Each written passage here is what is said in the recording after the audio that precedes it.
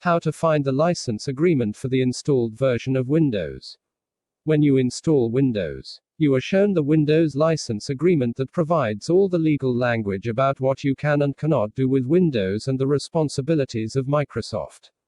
Recently I wanted to read the license agreement again for Windows and I surprisingly found it difficult to find it.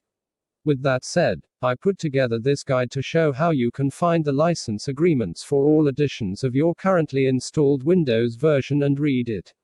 The first step is to identify the version of Windows currently installed on your computer.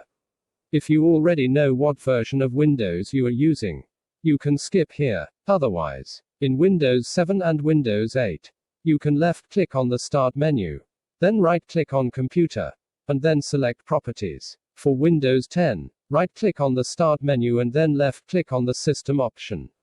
You will now be shown the System Control panel that provides information on what version of Windows you are running as shown below. Now that we know what version of Windows we are running, we can open the folder that contains all of the license agreements for this version of Windows. To do this, click on the Windows. When the Run dialog box opens, you want to paste the following into the Open field so that it looks like the image above. When ready, press the OK button and a folder will open that shows individual subfolders for every edition of the Windows version installed on your computer. Each of these folders contain the respective license agreement for that version of Windows. Scroll through the list of folders and double-click on the one that corresponds to the edition of Windows that is installed on your computer. When the folder opens, it will contain a single file called license.rtf. This file is the license agreement for your version of Windows and you can double-click on it to view it in WordPad or Word. If it is installed when using Windows, there will ultimately come a time when you need to close a program that is frozen, is malware, or is simply not behaving properly. Unfortunately, sometimes just clicking on the Windows Close button does not close a program properly. This guide will teach you how to use the Windows Task Manager to close a program in Windows 10, Windows 8, and Windows 7. This tutorial will walk you through recovering deleted, modified, or encrypted files using shadow volume copies. This guide will outline using Windows previous versions and the program Shadow Explorer to restore files and folders as necessary. The Windows 7 System Recovery Command Prompt is a text-based console that allows you to perform maintenance and recovery tasks on your computer by typing the commands that you would like to execute.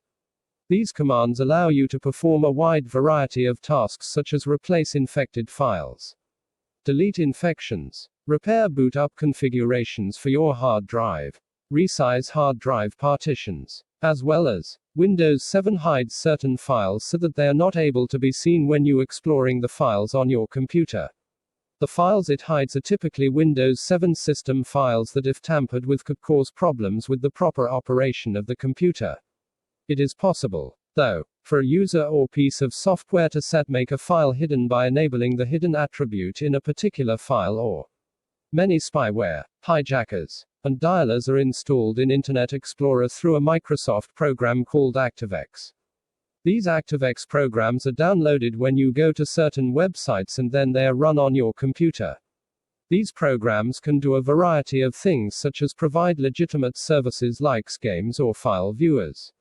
But they can also be used to install hijackers and spyware onto VMDR vulnerability management, detection and response, discover, assess, prioritize, and patch critical vulnerabilities in real time and across your global hybrid IT landscape, all from a single solution.